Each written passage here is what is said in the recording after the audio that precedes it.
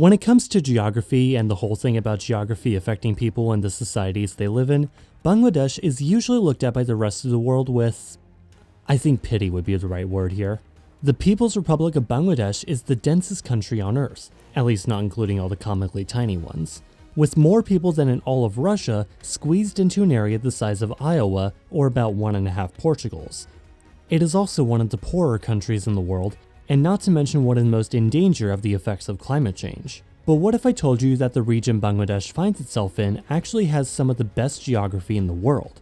In fact, that might actually be part of the problem. This video was brought to you by Wondrium. Along a river valley in the north of India, at the foothills of the Himalayas, arose the civilizations that would give us the North India we know today. Today, the Republic of India has its core along this river, the mighty Ganges, the lifeblood of a region that over 650 million people call home. Go further downstream, however, where the locals start to call it the Padma, and it meets up with other major rivers like the Jamuna or Brahmaputra and the Meghna to form the largest river delta on the planet before spilling out into the Indian Ocean, forming the region we know as Bengal. Thanks to the alluvial silt brought down from the Himalayas and into the Indo-Gangetic Plain, and the water trapped down here by the Himalayas, the region of Bengal has some of the richest soil for agriculture in the world. Being one of the most productive agricultural regions in all of South Asia, the area has been known for its cotton, silk, and jute production, which naturally attracted the various European powers and their East India companies, establishing trading posts in the area, at least until the British muscled everyone out for control over the entire subcontinent. The city of Calcutta or Kolkata in West Bengal became the capital of the Bengal province, and by the end of the 19th century, the second largest city in the British Empire, behind only London. Of course, not all of the country is exactly like this. In the Chittagong Hill Tracts in the east, one of the few parts of the country not at sea level, the local population is largely made up of different tribal communities, often referred to under the term Adivasis. Adivasi isn't the name of a particular ethnic or cultural group, rather a sort of catch-all term for tribal peoples across the Indian subcontinent, including ethnic groups like the Chakma, which, hang on, they have their own unique writing system too? In the hill tracts, a large portion of the population is actually Buddhist, and many of these groups were also converted to Christianity by Protestant missionaries, setting them apart from the majority Islamic and Hindu populations of the rest of the country, for whom these modern borders were drawn. Bangladesh as we see it today is a relatively new concept. While Bengal and its distinct culture, language, customs, writing system and all that date back centuries or millennia, British Bengal was divided between a Hindu West and a Muslim East in 1905 as an administrative reform. This was quickly undone only 6 years later, but by then the seeds of this idea of dividing Bengal in this way had been planted. When India was partitioned along religious lines in 1947, East Bengal became East Pakistan, part of the larger country of Pakistan. Now, I'm not supposed to have opinions on this channel, but I think you can agree that, at least in an objective geographic sense, these borders are pretty much how not to put a country together, and the way it was managed did not exactly make things easier. The East had a considerably larger population than the West, and its products made up the bulk of the country's exports. However, the national government was still based in the West, led mostly by politicians from the western half with very few Bengalis in their midst. And while most of the country's exports came out of the east, most of the money went toward the west. Not to mention the two parts of the country were separated by 1,600 kilometers of hostile territory. The handling of the 1965 Indo-Pakistan War, and particularly the fallout of the 1970 Bola cyclone, the deadliest tropical cyclone on record, ultimately led to the Bangladesh Liberation War the following year, and the Bangladesh genocide. Now, if you want to learn more about all this, you know what, let's do the sponsor stuff right now and get back to the video in a minute. I think this is a pretty good segue. Now, someone who can help give you a far deeper understanding of Bangladesh's post-partition history than I reasonably could in 10 minutes is Oberlin history professor Michael H. Fisher, whose course on Indian history, more specifically episode 33 on independent Bangladesh, is what a large portion of this very video is based off of, and which you can watch right now in its entirety on Wondrium. Now, maybe you don't want to learn about Bangladesh, in which case why did you click on this video? Maybe you just want to learn about basically anything else there is to learn about.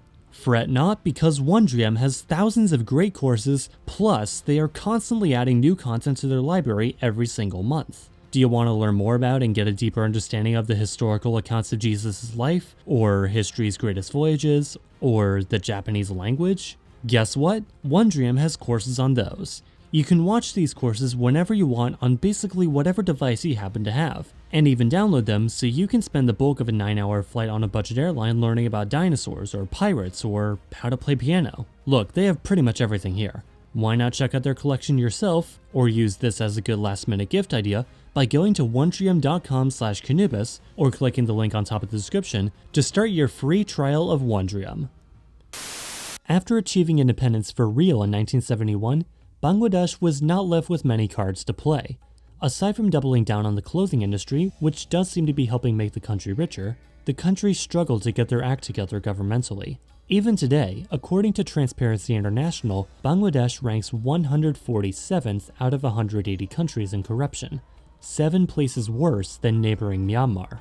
Although the devastating famine that came shortly after achieving independence has now long passed into the history books, and reports suggest the country to be self-sufficient in food production, a significant portion of the population is still malnourished. The fact that the entire region lies on a river delta also leads to the precarious nature of it being very low and very flat. And very low and very flat plus very wet equals very floodable, especially when another cyclone strikes, which can flood vast swaths of the entire country. In recent decades as well, the Ganges has also become one of the most polluted major rivers in the world, particularly from industrial runoff. Where many of the issues afflicting Bangladesh all come to a head is in the capital and by far largest city, Dhaka, with a metro population of nearly 20 million, making it one of the largest cities on the planet, and in fact in the solar system. 4 times larger than the second largest city, Chittagong or Chattogram, Dhaka is a troubled city.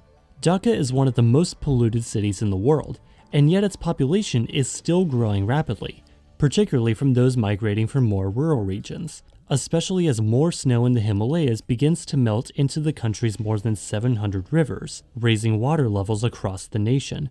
Remember, the country is basically just one giant river delta. One of Dhaka's biggest issues is a lack of coordination.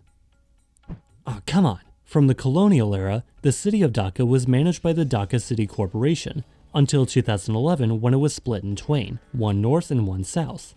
Dhaka's city services, however, are divided amongst several national authorities, instead of 1 or 2 municipal authorities. For example, the Dhaka Metropolitan Police is a subset of the Bangladesh Police, which operates under the Ministry of Home Affairs, while Rajak, which coordinates urban planning within the city, is operated under the Ministry of Housing and Public Works. With more than 50 different agencies providing different services to different parts of the megacity in this cobbled-together nature, the task of managing Dhaka and maintaining its services, well, it's essentially like playing City Skylines on ultra-hardcore mode whilst also sharing that city between several other players who might not be very interested in cooperating. Really, Bangladesh serves as a prime example of 2 things. First, it's important to preserve the natural environment around us, lest it come back to bite us in the ass. And second, while it is important to take care of the environment, we also have to acknowledge that it's practically impossible to do so when you don't have the resources to build solar punk utopias for 160 million people when your country is only recently industrialized. Look, I think we can deal with keeping Florida if it means helping out Bangladesh, that's all I'm saying.